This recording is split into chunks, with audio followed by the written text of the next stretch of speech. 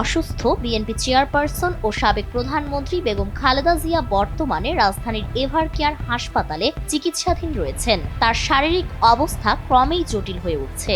এমন সংকটাপন্ন পরিস্থিতিতে তাকে অতি গুরুত্বপূর্ণ ব্যক্তি বা ভিআইপি হিসেবে ঘোষণা করা হয়েছে। এই পদক্ষেপের পর স্বাভাবিকভাবেই প্রশ্ন উঠেছে, অতি গুরুত্বপূর্ণ ব্যক্তি হিসেবে খালেদা জিয়া কি সুবিধা পাবেন। 1 ডিসেম্বর প্রধান উপদেষ্টার কার্যালয় থেকে জারি করা এক প্রজ্ঞাপনে খালেদা জিয়াকে অতি গুরুত্বপূর্ণ ব্যক্তি বা ভিআইপি হিসেবে ঘোষণা করা হয়। একই প্রজ্ঞাপনে তার নিরাপত্তায় স্পেশাল সিকিউরিটি ফোর্স এসএসএফ নিয়োগের নির্দেশও দেওয়া হয়। সরকারি গেজেটে প্রকাশিত এই প্রজ্ঞাপনে জানানো হয়,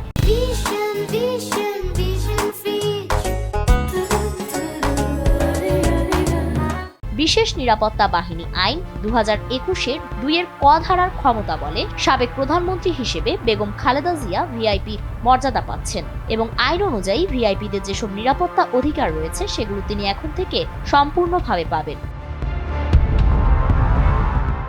ভিআইপি ঘোষণার পর খালেদা জিয়ার চিকিৎসার পরিবেশেও এসেছে পরিবর্তন। আইন অনুযায়ী এসএসএফ এখন তার শারীরিক নিরাপত্তা, গোয়েন্দা তথ্য সংগ্রহ, সম্ভাব্য ঝুঁকি চিহ্নিত করা থেকে শুরু করে নিরাপত্তা বিঘ্নিত হতে পারে এমন সব পরিস্থিতি নিয়ন্ত্রণের দায়িত্বে রয়েছে। শুধু হাসপাতাল নয়, তার চলাচল, আশেপাশের নিরাপত্তা, এমনকি দর্শনার্থী নিয়ন্ত্রণেও রয়েছে বিশেষ নজরদারি। প্রয়োজন হলে এসএসএফ এর সদস্যরা গ্রেফতারি পরোয়ানা ছাড়াই কাউকে আটক করতে পারেন এবং জরুরি পরিস্থিতিতে অস্ত্র ব্যবহারের ক্ষমতাও তাদের রয়েছে। 2011 ও 2021 সালের আইন বিশেষভাবে নির্দেশ করে যে রাষ্ট্রপতি, প্রধানমন্ত্রী এবং তত্ত্বাবধায়ক সরকারের প্রধান উপদেষ্টার পাশাপাশি রাষ্ট্রীয় স্বার্থে সরকারের গেজেট নোটিশের মাধ্যমে যাকে অতি গুরুত্বপূর্ণ ব্যক্তি বলা হবে তিনি একই পর্যায়ে নিরাপত্তা পাবেন। সেই ধারাতেই খালেদা জিয়াকে এই মর্যাদায় আনা হয়েছে।